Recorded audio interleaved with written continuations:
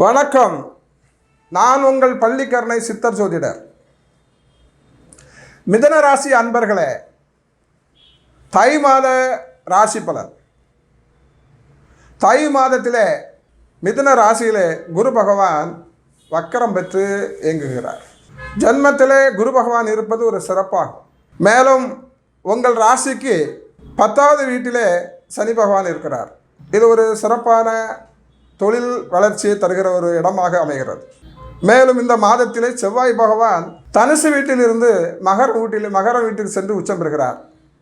எனவே இந்த மாதத்திலே ரியல் எஸ்டேட் தொழிலில் இருப்பவர்கள் மற்றும் இதர தொழில்களில் இருப்பவர்களுக்கெல்லாம் ஒரு வளர்ச்சி பெறுகிற ஒரு மாதமாகவே இந்த மாதம் இருக்கிறது. புதிய தொழில் தொடங்கலாமா என்று எண்ணியவர்களுக்கு இந்த மாதத்திலே புதிய தொழில் தொடங்கலாம்.